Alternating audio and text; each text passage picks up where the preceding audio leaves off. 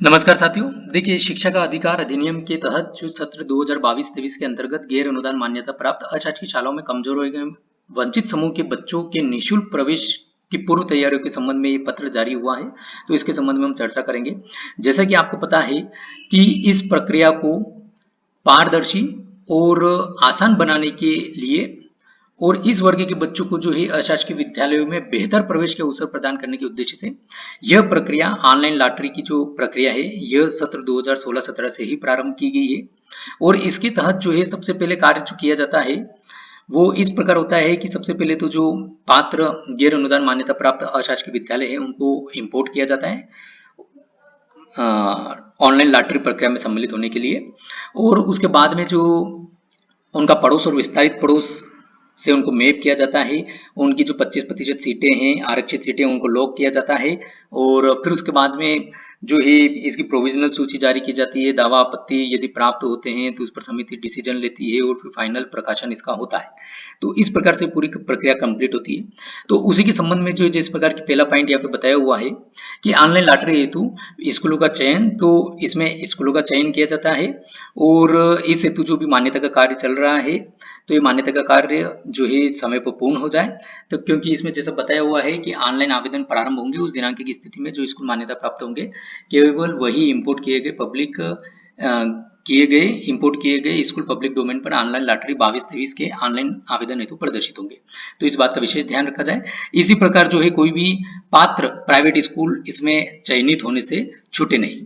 ठीक है, तो कोई भी पात्र जो भी है इस प्रक्रिया में सम्मिलित होने के लिए तो ऐसा विद्यालय अशासकीय विद्यालय छूटे नहीं। और ये जैसे कि यहाँ पे बताया हुआ भी है कि अशासकीय स्कूल को चयन करते समय निम्न बिंदु का ध्यान रखा जाए। तो इसमें स्कूल की प्रारंभिक कक्षा पहली या प्री प्राइमरी हो, इस बात का ध्यान रखा जाए। स्कूल मदरसा न हो, स्कूल शासन से अनुदान प्राप्त न हो, यदि अशासकीय स्कूल बंद हो गया हो तो उसे चयन नहीं किया जाए। फिर उसी के बाद में जो है अल्पसंख्यक संस्था होने की स्थिति में जो भी अल्पसंख्यक स्कूल होने का प्रमाण पत्र है उसका और प्रमाण पत्र जारी करने वाले कार्यालय का नाम, जारी करने की जो दिनांक है, वैधता दिनांक की प्रविष्टि जो है ये विकासखंड स्तर से जो है विकासखंड स्तर समन्वयक द्वारा दर्ज की जाएगी, ऑनलाइन इसकी प्रविष्टि की जाएगी। और जिन स्कूलों का चयन जो है नहीं किया जा रहा है, उनको इंपोर्ट नहीं किया जा रहा है प्रवेश प्रक्रिया हेतु, उनके चयन नहीं करने का कारण भी जो है पोर्टल पर दर्ज करना होगा।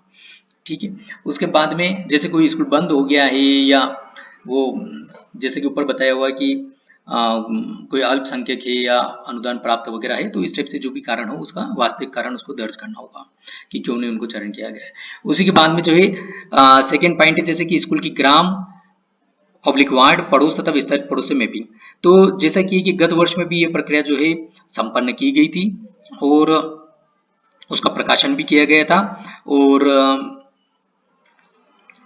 जो है इस कारण से जो है इसके पश्चात बीआरसी द्वारा इंपोर्ट किए गए स्कूलों को उनके ग्राम तथा पड़ोस विस्तारित पड़ोस से पोर्टल पर मैप किया गया है।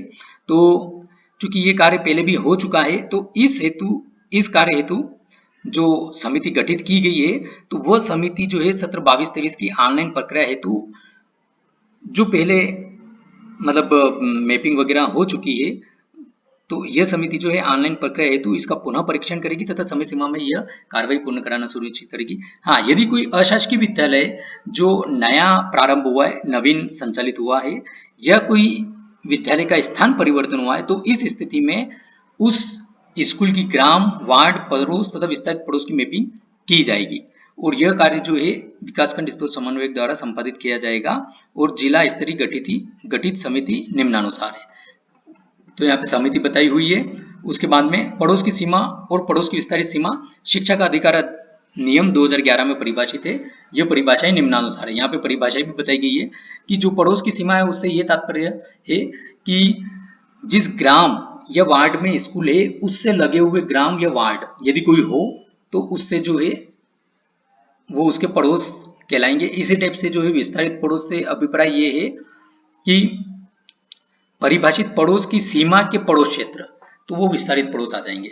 इसी में तीसरा पॉइंट जो है निःशुल्क प्रवेश हेतु स्कूल की प्रथम प्रवेशित कक्षा की 25% आरक्षित सीटें। तो इसमें जैसा कि यहाँ पे बताया हुआ है कि आरटीई मोबाइल ऐप के माध्यम से अशासकीय विद्यालयों द्वारा मान्यता हेतु आवेदन किया जा रहा है और आवेदन करते समय स्कूल की प्रथम प्रवेशित कक्षा की कुल सीटें दर्ज करना अनिवार्य है।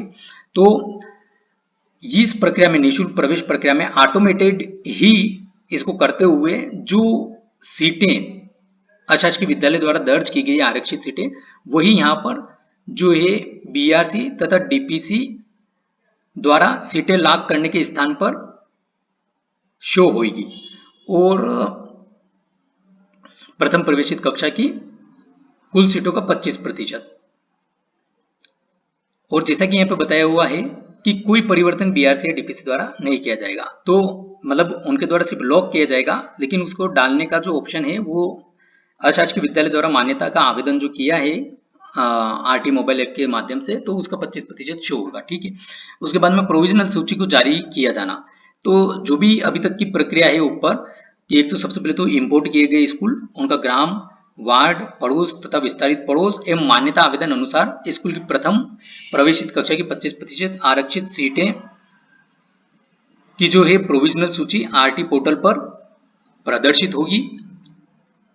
ठीक है, ये प्रोविजनल सूची जारी होगी। उसमें यदि किसी को कोई दावा है, मतलब किसी प्रकार का स्कूल जो है उसको ये जारी होगी, तो यदि किसी विद्यालय को उसमें दावा आपत्ति है तो वो विकासखंड स्तर समन्वयक पदेन विकासखंड प्रारंभिक शिक्षा अधिकारी को प्रदान की जाएगी और विकासखंड स्तर समन्वयक दावा आपत्ति निराकरण कंडिका 2 अनुसार गठित समिति के समक्ष प्रस्तुत करेंगे और दावा आपत्ति सही होने की स्थिति में समिति के अनुमोदन उपरांत विकासखंड स्तर समन्वयक द्वारा पोर्टल पर संशोधन किया जाएगा।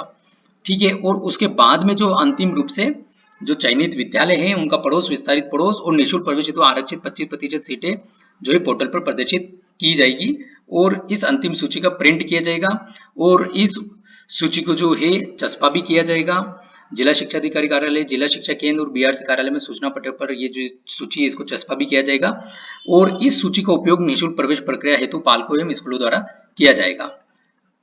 और जैसा कि यहाँ पे उपरोक्त कार्य संपादन हेतु निम्नानुसार समय सारणी निर्धारित की गई है, तो यहाँ पर समय सारणी निर्धारित की हुई है कि भाई सबसे पहले तो जो है पात्र गैर अनुदान मान्यता प्राप्त अशासकीय स्कूलों को इंपोर्ट करने की समय सीमा क्या है, उसी टाइप से उनका ग्राम, पड़ोस और विस्तारित पड़ोस से उनकी मैपिंग वगैरह और उसी टाइप से जो है 25% सीटें जो हैं लॉक वगैरह करना और प्रदर्शित करना और दावा आपत्ति प्राप्त करना, निराकरण करना उनका, तो इन सभी की जो है समय सीमा यहाँ पर बताई